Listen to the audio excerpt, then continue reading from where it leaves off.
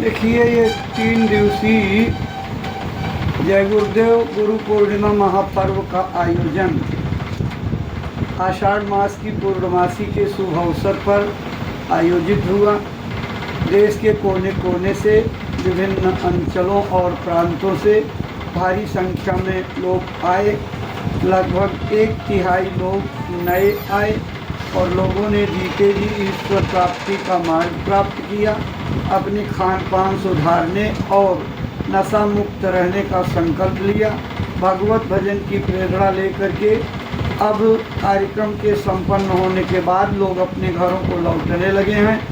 समापन के अवसर पर हम इस मेले के आयोजन में सहयोग करने वाले प्रशासनिक अधिकारियों, ब्रजवासियों, सेठ साहूकारों और आम जनता का, स्थानीय ग्रामवासियों का संस्था की ओर से हृदय से आभार व्यक्त करते हैं, हार्दिक धन्यवाद देते हैं। उनके सबके जीवन को सुखमय और निरोगी बनाने की गुरु महाराज से प्रार्थना करते हैं और भविष्य के लिए भी आशा करते हैं कि जय गुरुदेव आश्रम पर आयोजित होने वाले मेलों में सबकी सद्भावना ऐसे ही बनी रहेगी और अपनी मानसिक, वैचारिक, प्रशासनिक और व्यवहारिक मदद प्रदान करते रहेंगे।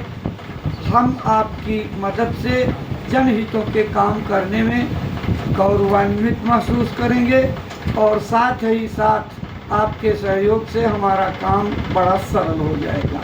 जय गुरुदेव। जो युवा इस समय नशे की लत में है, उनसे क्या अपील करना चाहेंगे, क्या कहना चाहेंगे उनसे? देखिए, हम युवा पीढ़ी के नौजवान बच्चों को यही आग्रह करते हैं कि नशा नाश का द्वार है।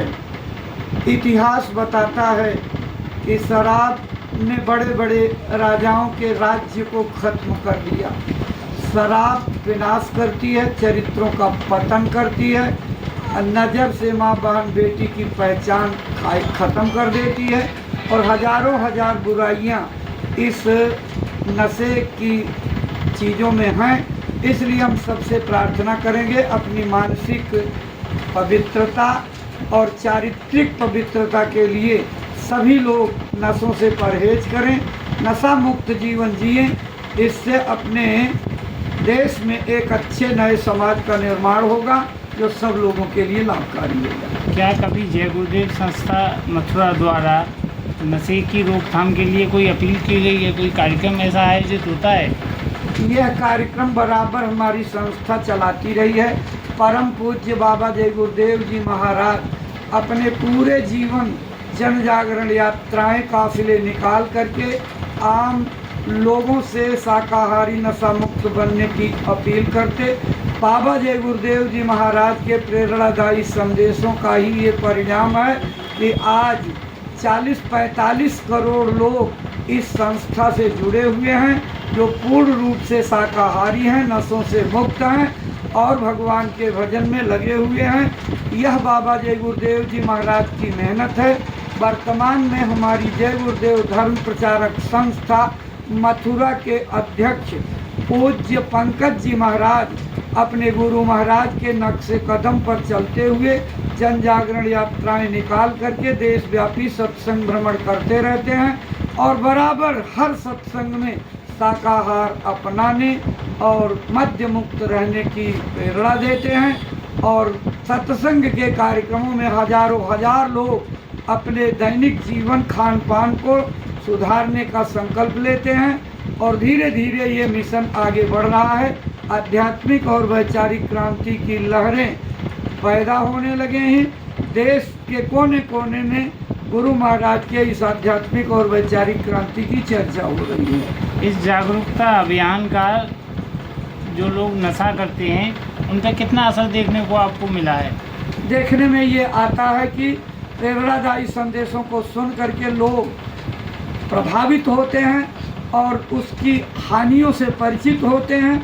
तो इस जन जागरण के संदेशों को सुन करके बहुत सारे लोग अपने जीवन को और नशों की प्रवृत्ति को छोड़ने की प्रेरणा लेते हैं और सत्संग का परिणाम ये होता है कि बहुत सारे लोग जो हैं नशा मुक्त, मद्य मुक्त होकर के जीवन जी रहे हैं। जो लोग इस नशे का कारोबार करते हैं, क्या उन लोगों पे कभी अंकुश लग पाएगा? इसके लिए क्या प्रयास किया गया है? अब ये प्रशासनिक मामला है, क्योंकि हमारे देश में जब हम इस चीज़ को जान चुके हैं कि यह चीज़ स्वास्थ्य के लिए हानिकर है, तो हानिकर चीज़ों का उत्पादन ही नहीं करेंगे तो उसका लोग इस्तेमाल क्यों करेंगे।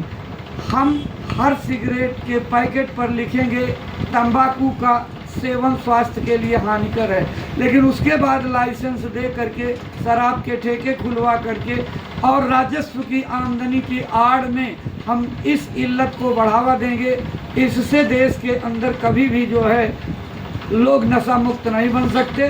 हमारे देश की शासन सत्ता को प्रबल संकल्प शक्ति लेकर के जो चीज़ नुकसानदायी है उसको रोकना चाहिए, उस पर प्रतिबंध लगाना चाहिए। हम तो आपके चैनल के माध्यम से केंद्र और राज्य की सरकारों से, देश के कर्णधारों से अपील करते हैं कि जो चीज़ स्वास्थ्य के लिए नुकसानदायी है उसको पूरी तरह से पाबंदी लगा करके सारे देश में शराब पीने उत्पादन करने पर पाबंदी लगा दी जाए और देश के अंदर इस तरह से जो उद्यम हैं जो नशों के उत्पादन करता है उनको लाइसेंस ही ना दिया जाए, तो फिर देश के स्वास्थ्य के साथ जो है कोई खिलवाड़ नहीं होगा।